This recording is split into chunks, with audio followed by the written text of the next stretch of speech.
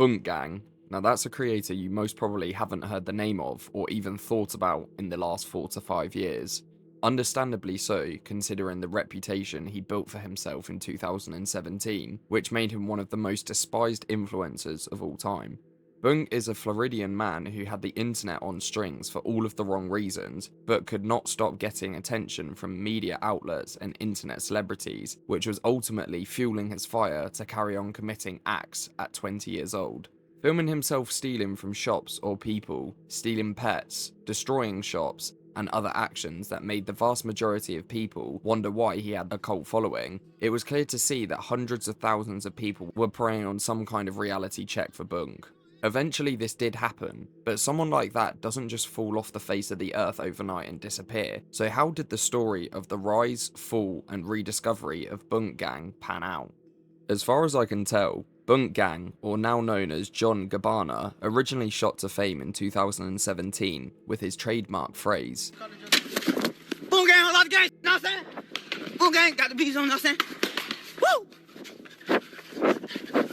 The videos, all of which being around 30 seconds long, would include him either not paying for things and running away, taking a random person's possessions, or destroying someone's property. These ended up going extremely viral and made him become one of the biggest social media stars in arguably the worst era of influencers in the modern world, this being the 2016 to 2018 era. Somehow, the videos netted him over 5 million followers on Instagram alone and influenced a whole generation of kids to do the same things to innocent people in an attempt to go viral just like Boonk Gang.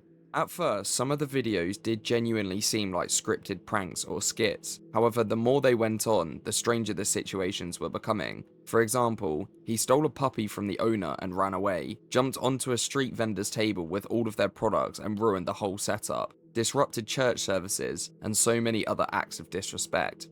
But regardless of the fact that what he was doing was extremely disrespectful, he would still go viral with this content, get even more clout, and even more opportunities to make money or increase his brand image. It's honestly a mystery to me how he didn't get himself into any serious altercations or end up with some kind of hit. From this success, a couple of podcasts saw that Boonk was doing major numbers, so they decided to capitalize on that fact and bring him on for some shows, but he didn't take any of them seriously. Every podcast or interview he would be invited onto, Boonk would turn up extremely intoxicated and would make himself look bad. Looking back on it now, this was definitely a cry for help, but because of the way he had been treating innocent people for so long, without any apologies or reasoning, there was very little empathy for him on social media.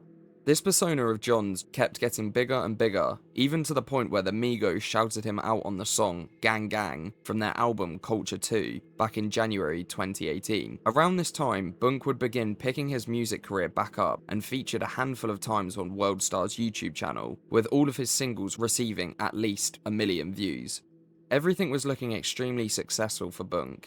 Even though he was still treating pretty much everything with disrespect, his videos on Instagram just kept getting more and more traction, his music was being promoted on huge channels, he started his own music label, and more. This had people all across the world questioning just how and why he deserved all of this money and fame without paying the consequences for making random members of the public suffer. As I said earlier, he was also responsible for making an army of Boonk Gang minions, these being young teenagers from around 13 to 15 years old, doing exactly the same as him, and treating everything with a lack of respect.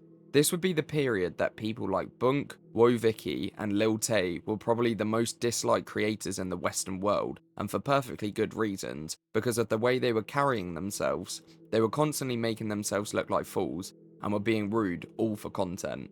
A few months into 2018, the infamous Boonk Gang Adam 22 interview was released. This would be the biggest warning sign and call for help that Boonk had put out to the public, which practically made him change to be the way he is today. Again, he joined the interview extremely intoxicated. In fact, it was the most intoxicated anyone had ever seen him on social media. He couldn't string 2 words together, he would be knocking his drink everywhere, look extremely spaced out, almost fall out of his chair every 2 minutes, and also fell over as soon as he got up to leave the studio. Shout out to the homie Boonk. Oh my God. You good? Yep, man asked me I'll take a picture. Oh, yeah, you can take a picture. You're gonna get a right picture. here. This had gone from a joking matter where people would mock him, want all of his accounts banned, and suffer some sort of consequence, to a pretty much life and death scenario within a few months.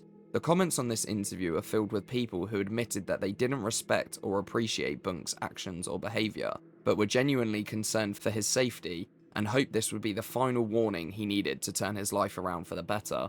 This video right here would be one of, if not, the last video we ever saw of John's Boonk gang alter ego, before he would take a lengthy hiatus and find his purpose. Boonk, now preferring to go by John, returned in late 2018 to early 2019 with a few songs that implied he was getting sober and turning his life around, but many viewers were still quite skeptical if all of this was being said for show and to get people back on his side again. However, the more media and videos being released, the easier it was for viewers to realise that he meant what he was saying and had begun taking small steps to change his life for the better. He appeared back on the No Jumper podcast exactly a year after the intoxication incident happened, and explained to Adam22 that he's taking steps to do better in his life and find a purpose. I'm sober. You're sober right now? Yeah. Like really sober, or you're like trying to be sober? No, I'm sober. Okay. Sober. Super I sober. mean, I've been on painkillers though, cause my jaw. Oh, yeah. Well, that makes sense. This seemed to be one of the only recorded videos after returning from his hiatus, before going on another hiatus for roughly 2 years this time, which happened to be because he had a phase of going in and out of jail. But this break was a serious one, where he actually became a brand new person entirely once returned. John's change up has been crazy and has made a lot of people extremely proud with his maturity and willingness to change for the better. He has created 2 brand new channels, one for Christian rap and the other for religious messages and teachings that he has learned throughout his journey, as well as explaining how he found Jesus while in jail. After experiencing the hardships in John's life and seeing him go down a slippery slope, he decided to seek rehabilitation, join a gospel, follow religion, and become a preacher to people who have had a past similar to his own. Something that absolutely nobody would have predicted 5 years ago. He looks and seems much happier and healthier. He's got his life back together, and he's left his childish actions way in the past. Since working on himself, John has managed to host his own talks where he would cover his past, the struggles he faced, and how he has managed to overcome them and become a man that he's proud of today. He's also had his own documentary created about his life after being on the streets, and has the title of being a spiritual influencer and author. Not only has he focused on religion, he started going to the gym and living his life as complete as he can, which so many people in his comment section are glad to finally see. John was also in a relationship with Woah Vicky for a period of time after seeking God, who was another influencer turned meme at the time, going viral at the exact same time he was, and it seemed like they were trying to grow together and becoming much better people than the ones they were previously when their clout was at its peak. However, Vicky ended the relationship in 2022 and has come out with some serious accusations against John. So has John really cleaned up his act and become a brand new person? Or again, is it all a smokescreen to hide what's going on behind the scenes? For now, no one can be quite sure because said accusations haven't had any further information or actions for 9 months. So we'll never really know the full story until some kind of clarity is provided.